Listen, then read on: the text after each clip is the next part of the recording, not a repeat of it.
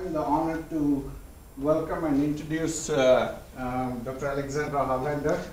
She's such a wonderful person, and thanks for accepting the invite. So Dr. Harlander, she did her DVM at the University of Veterinary Medicine, Vienna, Austria, followed by Doctor of Veterinary Science, which is the DVSC. And she did her PhD in the Department of Small Animal Breeding and Poultry Science at the University of Arnhem. Did I pronounce right? Perfect. Yeah, that's in German. Her PhD work, it was funded by the German Research Foundation, and from the PhD, she could able to publish around 9 peer-reviewed first author papers. So what she said to me is, especially publishing in English-speaking journals is a big task. That shows that how immensely she wanted to spread the research work. She also received a diploma in the Animal Welfare Science, Ethics and Law. There's a long list, but I'm trying to keep it as brief as possible. Following to PhD, she held sessional lectureship positions at the University of Bern 2010 and 2011, and followed by a postdoc at 2012. So she joined University of Guelph at 2013, and during the first year itself of her active research program, she was successful to get like 2 poultry custom projects funded from the Growing Forward 2 applications, which was really great. One of the projects focused on the flight and locomotion in laying hens, which is the aspects of keel bone damage. The second project was on the impact of manure and manure gas on the poultry welfare. She's also been very successful in getting the NSERC Discovery Grant, which is the first ever funded grant in the area of laying hen welfare, which is really great. So fortunate to have Alexandra here, and she's going to talk today about the alternative housing systems for laying hens, and she is an assistant professor working in the animal biosciences with the professorship, Burnbrae Farms professorship in poultry welfare. I'd like to waste no time and welcome Alexandra to give the talk.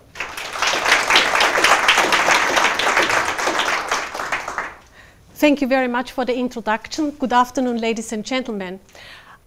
First of all, I would like to thank the organizers for inviting me to talk about alternative housing systems for laying hens, animal welfare challenges, issues, and possible solutions. The welfare of laying hens still ranks among the most important animal welfare issues among politicians, governmental organizations, and citizens.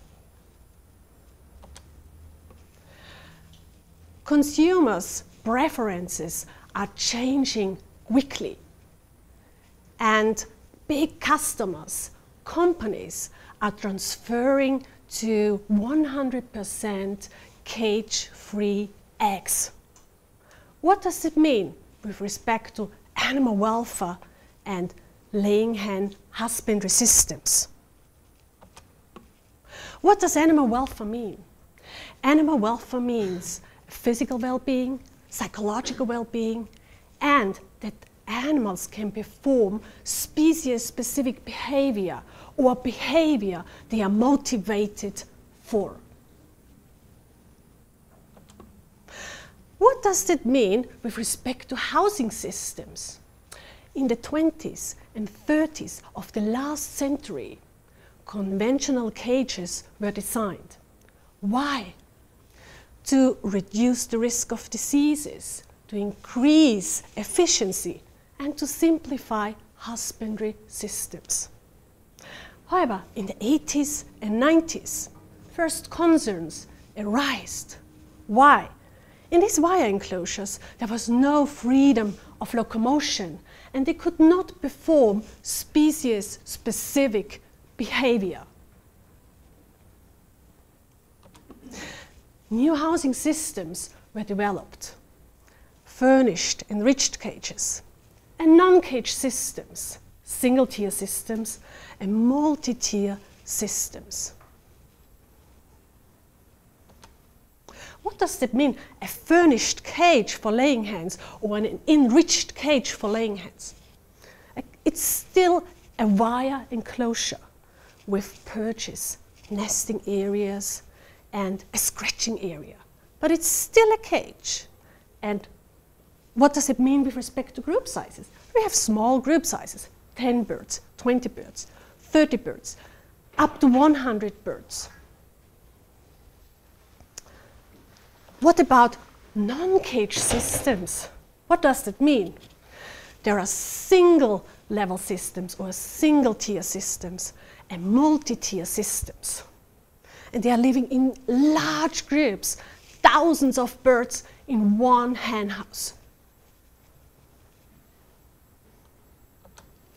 How does it look like, a single-tier system? You have a slatted area and an area, a littered area with bedding material.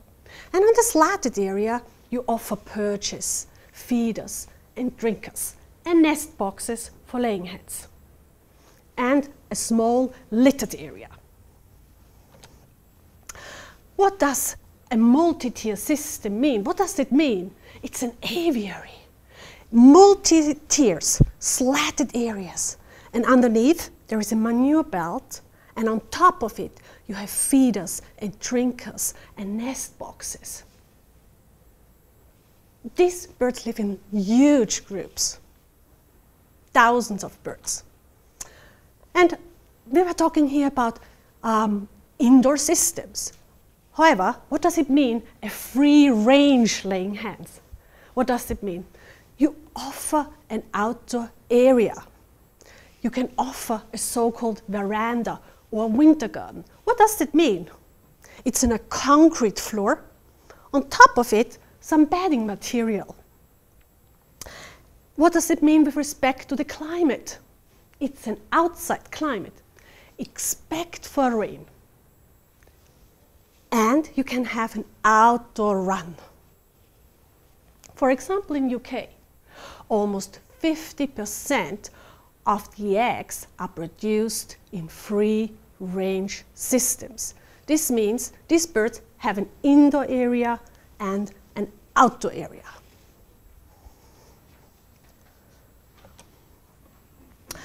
And all these housing systems have advantages and disadvantages with respect to animal welfare, with respect to if they can perform species-specific behavior, with respect to physical or psychological well-being. What about mortality rates with respect to animal welfare, mortality rates? In general, it is considered that mortality rates are higher in non-cage systems, about 3% up to 10%. However, due to good management practices, you can reduce mortality rates in these systems. We compared cages and non-cage systems, and now we compare free-range systems, commercial free-range systems, and organic free-range systems. In general, in organic systems, you have higher mortality rates and a lower egg production among organic hens. What does it mean for Ontario? A recent epidemiological study showed they compared conventional housing systems and single-tier housing systems.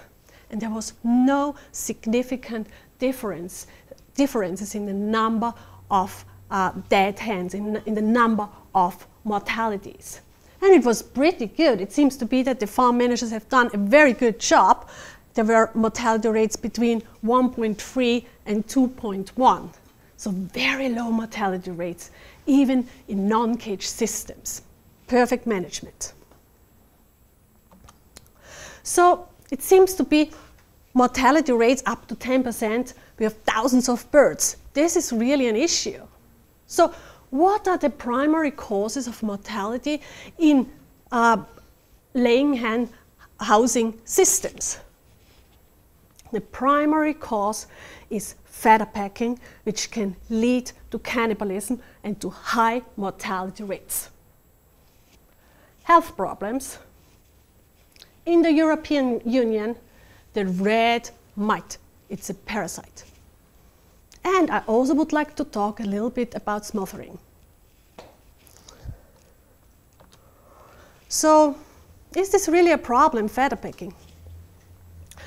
A recent epidemiological study in UK showed that up to 80% of the birds have problems with severe feather pecking. And as I mentioned, this is the primary cause. It can lead to cannibalism, and it is the primary cause of mortality. And what does that mean? A poor feather cover. These birds eat more food, and their hens do not produce an egg. So it's an animal welfare issue, but it's also an economic issue. So is feather pecking a problem in Ontario? With respect to housing systems, birds in a conventional cage and birds in a single-tier housing system, they did not differ with respect to their feather cover. What was important, the older the birds, the higher the risk that we had problems with feather pecking in these systems. That feather pecking is a problem in all housing systems.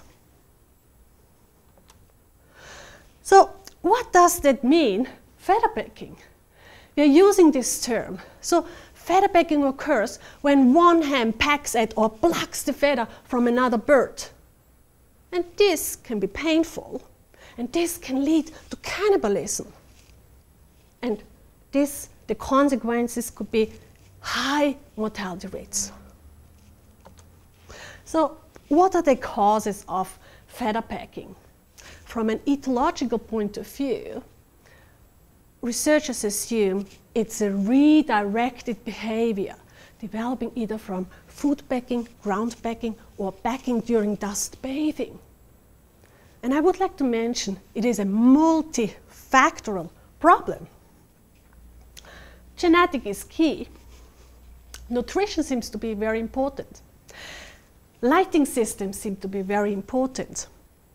And rearing systems. Rearing is very important. So, you know, there are lessons children should learn before they are adults. But there are also lessons chicks and pullets should learn before they are laying hens. What does that mean with respect to feather pecking? First of all, as I mentioned, genetic is key in these birds. And we know that feather peckers are more fearful. So, what does that mean for rearing systems? Get chicks and pullets used to low levels of disturbance. Walk the flock. Change your coveralls, the color of your coveralls. Talk to the birds. Get them used to low levels of disturbance. However, it was also shown avoid multiple stressors at the same time. For example, vaccination and diet change at the same time. And once more, it's important to match rearing environments and laying hen environments. I mentioned several times, nutrition seems to be so important to avoid feather pecking, to avoid high mortality rates in your housing system. And we know that high fiber diets reduce the risk of feather pecking. Interesting. What's a fiber?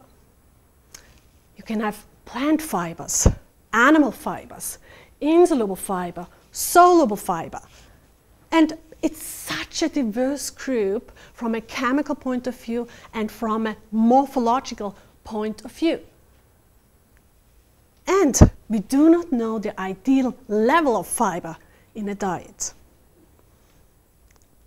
However, we know that in a lot of flocks, high fiber diets prevent or reduce feather pecking. But we do not know by which mechanism. Could it be due to increased time spent eating, which would mean there is a decreased time of feather pecking? Or does it lead to a level of satiety? We don't know. Our research also showed when they eat, when they pluck the feathers, when they peck the feathers, pluck the feathers, eat the feathers, that we alter the microbiota in these birds. And that feather eating increases the feed passage time in high feather pecking birds. This means in birds with a very high activity of pecking.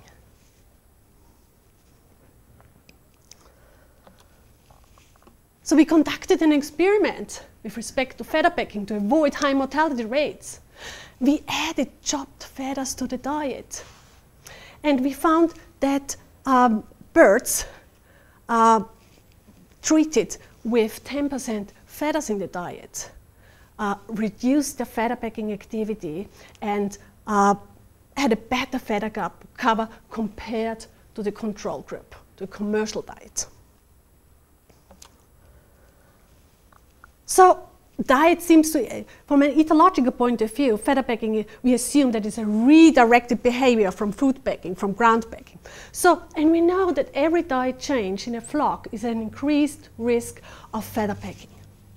So, recommendations: make a few changes as possible and make it a more gradual process. Why? Because the new diet could be less palatable. It's new. So at the same time, provide some packing opportunities for the birds, such as straw bales for pullets to break down, to manipulate, to keep them busy. So this stresses that keep the litter dry. What about enriched cages? Krista published recently a very nice paper on enrichment in cages with respect to feather pecking and feather damage. And they found out that the birds manipulated ropes, the packing mats, and the planting boards.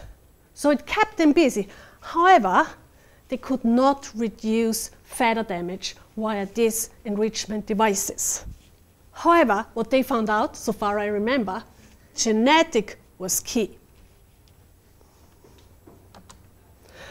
So we also know that range excess has a protective effect against feather pecking. And at the bottom, you see a free range and winter garden for a parent stock in Australia. So, interestingly, we talked about more fearful birds, higher risk of feather pecking, higher risk of mortality rates. So, flock homogeneity is very important. Why? Because lighter birds are more fearful, and this can lead to a higher risk of feather pecking in these flocks. Interesting. Once more, I would like to stress rearing once more. Several investigations showed that when you compare during rearing heating lamps with so-called dark brooders, birds with dark brooders had a lower risk of feather pecking later in life. What does that mean? The chicks had a choice between a very warm and dark environment and between a bright and a cooler environment. So it was their choice.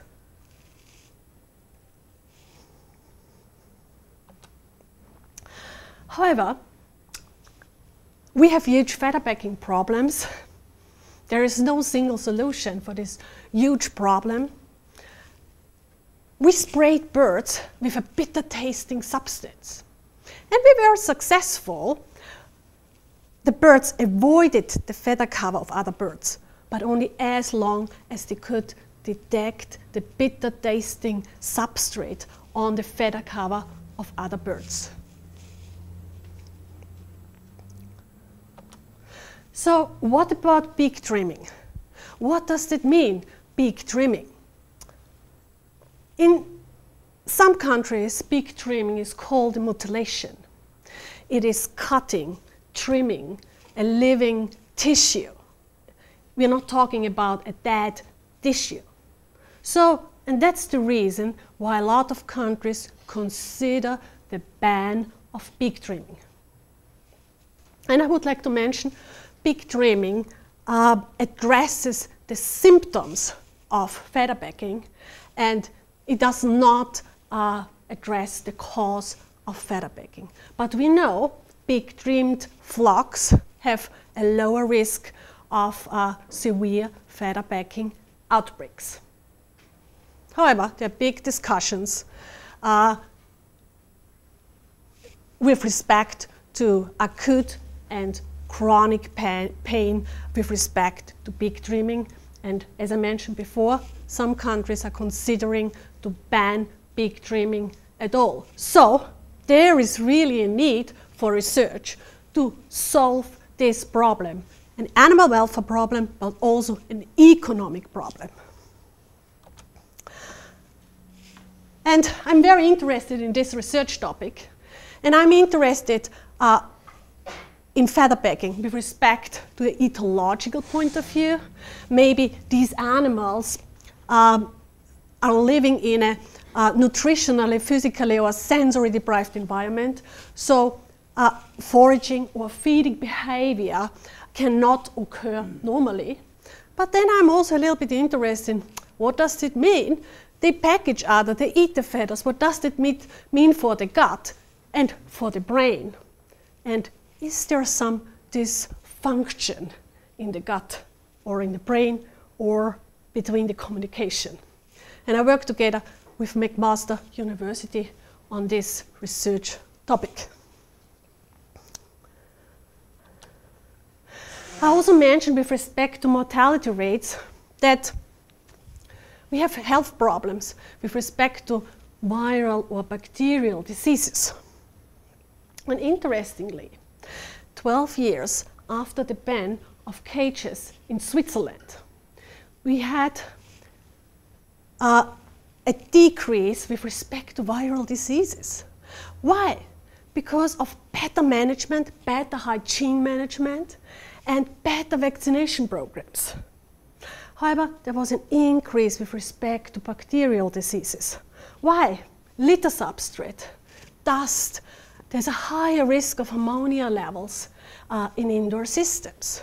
So, it seems to be there is an urgent need for good ventilation in these alternative systems, for heat exchange, because we have to keep the litter dry. With respect to feather pecking, it stimulates foraging behavior, but on the other hand, just in case we have wet litter, what does it mean for their food beds? There is an increased risk of foodbed dermatitis. And you can assume this is very painful, foodbed dermatitis in these birds. However, as so many problems, it's a multifactorial problem.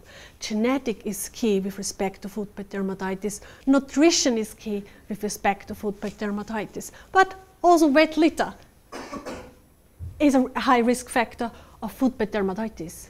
And in non-cage systems, up to 40% of the birds have foodbed dermatitis. What about cages? What food problems do we have in cages? It's an excessive claw length. This means their moving behavior is impaired. What about health problems and parasites in cages versus non-cage systems? There is an increased risk of parasites in free-range systems. There's a lower risk in aviary system because you have the manure belts underneath. And there's a little bit higher risk in single-tier systems. And the lowest risk, of course, is in cages. In North America, we are very lucky with respect to the red knight. we do not have a red mite problem, but just in case you enrich a hen house in Europe, you have to make sure that your construction, your enrichment is sealed to prevent red mites nesting. So, as I mentioned, I'm very interested in feather pecking, but I'm also very interested to get a little bit an idea about the bird's point of view. We are talking here about litter-based systems, but what's the bird's point of view? Do they like to live on clean bedding material versus used or manure? What is their preference? What do they prefer? In what kind of environments they like to live? And I work together on this research topic with the School of Engineering with Professor Bill van Heest.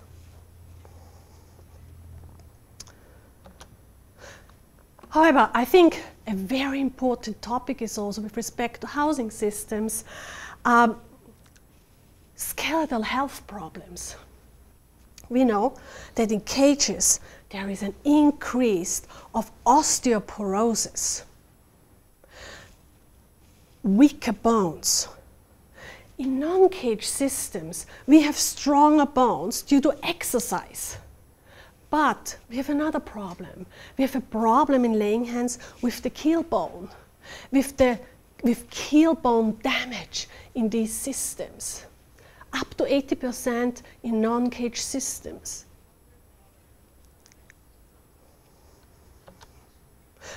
Do we have a problem here in Ontario with respect to keel bone damage? Almost 50% of the birds in single-tier floor housing systems had problems with their keel bone. They palpated keel bone damage. However, it was also a problem in caged systems, pretty high, 25%. So, as I mentioned, in conventional cages, there is these weak bones, osteoporosis. In non-cage systems, you have more problems with keel bone fractures. So why? That's the big question. So we don't know. However, it is assumed, in non-cage systems, due to the freedom of locomotion, there's also a higher risk to collide with the system. Because the keel bone, I'm talking about the keel bone, and this is the breastbone, this is very exposed. And we have a lot of enrichments in these systems and a high stocking density, and there's a high risk of collisions. So we mentioned, we add perches, we'll have multiple tiers, they have to fly up and down to manage these systems. So why do we provide perches when we assume that this is such a high risk for keel bone damage? Keel bone damage in enriched cages due to prolonged sitting events on these perches, or in non-cage systems due to high risk of collisions with the system. We have to know and to consider that laying hens have a demand to roost, and just in case you do not offer suitable roosting materials or perches, they try to perch on unsuitable materials such as wires or cables, and this causes the bird to insure itself. So they have a very high demand, a very high motivation to roost on perches. And I would like to mention also with respect to feather pecking or aggressive pecking, perches are fantastic with respect to escaping an active pecker. So it seems to be they have a high motivation to perch, but how can we improve perches? And I co-organized an international keel bone fracture workshop. And a leaflet was developed with respect to perches and perch design, and how could we avoid a lot of pressure on the keel bone when they rest on a perch. So perch shape and diameter was included. The perch height, what height can they master without producing poor landings? And what kind of perch material is ideal to prevent pressure on the keel bone? Because there are not a lot of muscles available in laying hens. It's not like with broilers. There is the bone, there is the skin. So, and we conducted also a study where we coated with very soft material perches. And we found out when we coat these perches with very soft materials, we could reduce significantly the pressure on the keel bone, which means we could decrease the number of keel bone damage issues in these flocks. This leaflet is available online. So, it seems to be we have problems, skeletal health problems in this system. And honestly, I was very curious. We are talking here about multi-tier systems. The birds have to move up and down. So it has something to do with locomotion. And then I found out, wow, we are talking here about domestic birds, but we do not have really an idea about their locomotion skills. We have a lot of information on wild birds, even on wild ground birds, how they move up and down, but not about billions of domestic birds kept globally. So I started, and I'm very excited about this project, a locomotion project. And a lot of students here are involved in this project. And they're doing a fantastic job.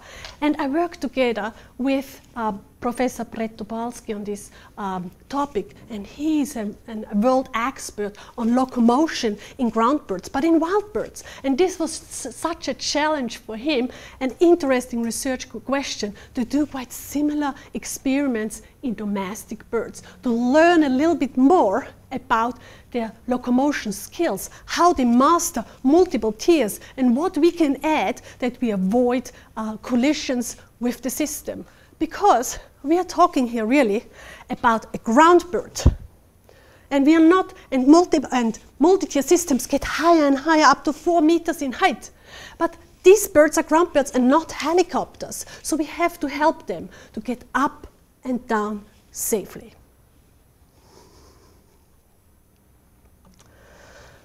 I also would like to talk a little bit about smothering. What does that mean? And it seems to be at the moment this is a problem in Ontario. We received several emails with regard to smothering, and I would like to talk about that. And it is a problem. What does that mean? It means that birds flock together, crowd together on top of each other. So this can also lead to high mortality rates. And interestingly, there is not a lot of research on this behavior. So I found only one scientific peer-reviewed study on this topic. It was done in UK, and it was an epidemiological study. 200 farms were included, and 50% of the farmers mentioned that they had problems with crowding, with smothering, under the feeder, or in corners, or in nest boxes. So, it seems to be that this behavior, there is no particular season for this behavior. But interestingly, it seems to be it took place in the morning. And what about the age of the birds? Is it in younger birds or in older birds? Interestingly, it is at a young age when they are peak of lay. And where is the location of crowding, of massing together? It is in the littered area and in corners. But we have to be very honest. We do not know what's the cause of this behavior. However, what can you do? What is a management intervention with respect to smothering? You can separate big flocks. We are talking here about thousands of birds in one big hen house. So you can separate it in smaller flocks. And blocking corners is a helpful advice. However, this is not coming out of the blue, and it seems to be it has something to do with rearing once more. So these are very, very fearful birds. So I mentioned it before. Chicks, pullets, get them used to low levels of disturbance early in life. And this makes the birds more robust. So once more, consider rearing. When we are talking about problems with respect to laying hens, please consider the rearing environment and the rearing management. So with respect to different housing systems, we have problems with respect to damaging behavior, feather pecking, feather pulling. We have some health problems with respect to footbed dermatitis, with respect to keel bone fractures. And it seems to be fearfulness is a very important problem. With respect to feather pecking, fearful birds are more likely to peck each other, and they're also more likely with respect to smothering behavior.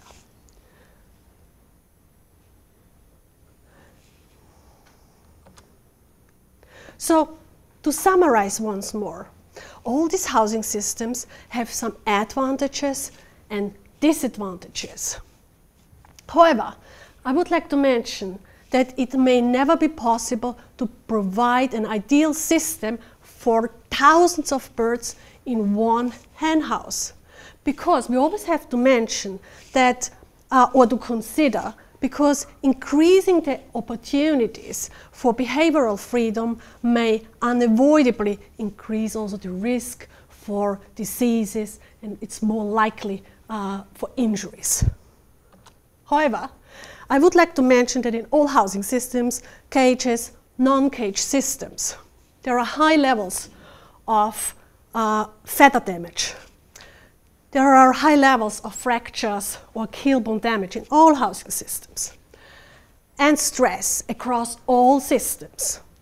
And this may indicate that the modern hybrid has welfare problems in all housing systems, which needs to be addressed through better management and suitable breeding strategies. So, and I thank you very much for your attention.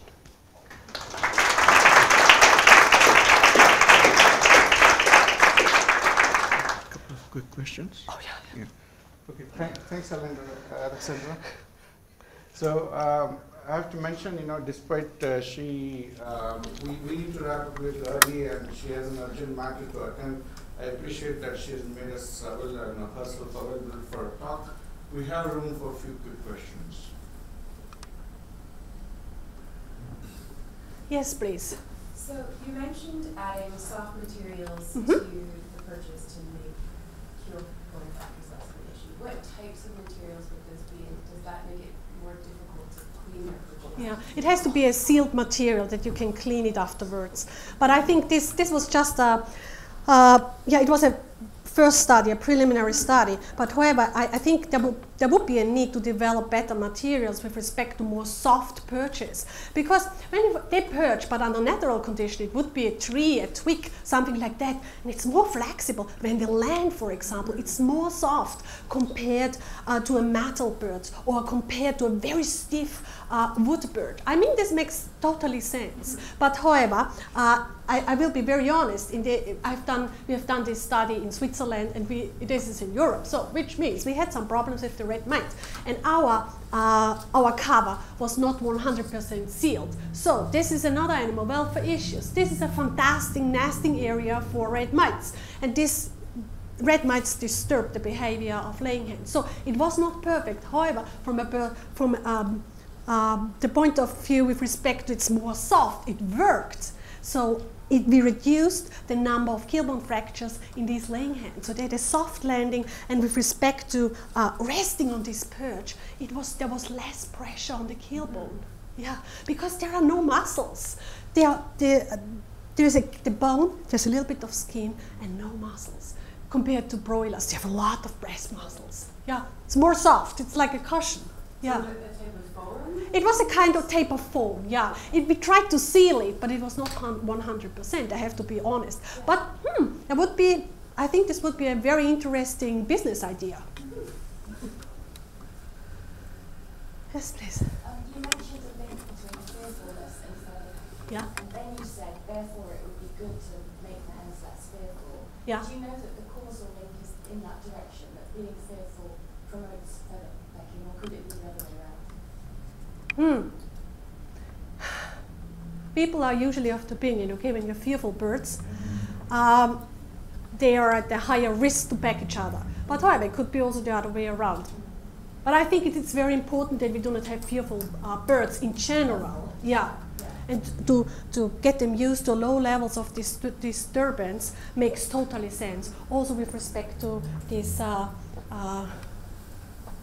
panic behavior. And it seems to be, we received a lot of emails that it seems to be in Ontario, it's a huge problem at the moment with respect to crowding together on top of each other.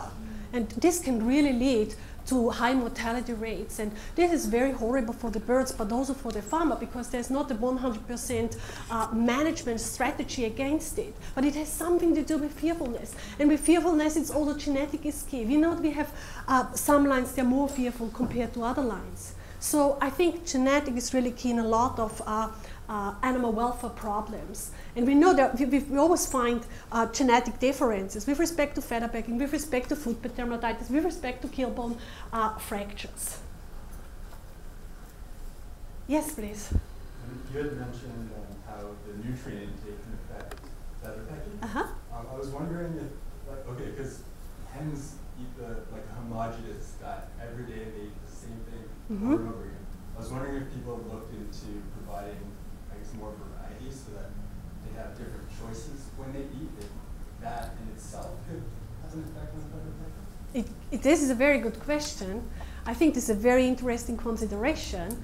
I think on a commercial farm, with respect to the delivery systems, farmers have to use, it's almost impossible to offer a variety of different food sources. But it's interesting because, you know, when we mention range use, there is, it has some protective effect. We do not know why. Maybe it's the sunlight, maybe it's they perform more locomotion, but maybe it's because they find some additional food. We don't know. We do not know what is the protective effect. But I think nutrition is key with respect to feather pecking. And this is a very interesting consideration. And usually the laying hen, it eats plant materials and plant protein, animal protein, and fiber. So it is a variety. Yeah, but it's a very good consideration. I really like this idea.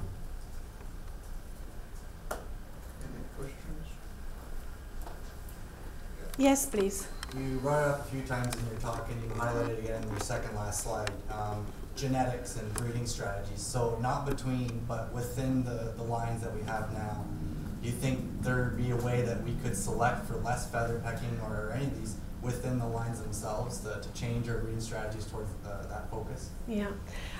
Personally, I think a lot of companies try very hard to select against feather pecking. But the thing is, it's a multifactorial problem. And you have a flock with 10 feather peckers and 5 and 10 non-peckers, and you do not know why. You do not find really the difference. And I think they try very hard, but until now, no breeding company found the solution for this problem. But it is a huge problem, and I think they work on that because in non-cage system, you know, feather pecking spreads through social learning, and it's even more a problem in large groups of laying hens. When you have a small cage, it's not as easy that feather pecking spreads. But in large groups with thousands of birds, feather pecking spreads through social learning. So I think it's a huge challenge for breeding companies to avoid feather pecking in their flocks. But you know, even I'm working with an experimental line, high feather peckers, birds with a high feather pecking activity and birds with a low or no feather pecking activity. But even they are genetically selected. In the high feather pecking line, I have birds from the phenotype, from the genotype, they are feather peckers, but from the phenotype, they do not perform feather pecking, and we do not know why. So I think this is a huge problem. But thank you very much for this good question. Any more questions? I need as well quick questions. There's a lot of research on the microbiota. Now we know that, like, you know, it's important for immunity, disease resistance, welfare point of view. How does eating feathers is affecting the dynamic microbiota population? Is there any data? With respect to feather pecking, what we found out so far, it is when they peck each other, when they eat feathers, you change the diversity of the microbiota. And we found that in feather pecking birds, the diversity decreased, and we had a lot of Clostridia, higher number of Clostridia in the digestive tract. And we had also some differences with respect to short-chain fatty acids, with respect to propionic acid. And you know, propionic acid is also somehow linked with other behavioral disorders in humans. So it's very interesting from this point of view, and I'm working together with other researchers on this topic to get a better idea how things are connected between the gut and the brain and the output, the behavior. Thank you very much for this question. I have a quick announcement. The next seminar is going to be on 12th of April by Dr. Lloyd Weber. He's a very famous poultry specialist, poultry veterinarian. And at the end of this month, 29th of March, we're going to have our Poultry Health Research Network Day, PHRN Research Day. And all are welcome to join. And we still have some spaces. And if you go to the website, you can find the ways to register. Registration is free, but we do need some confirmation. With that, join me to thank immensely Alexandra.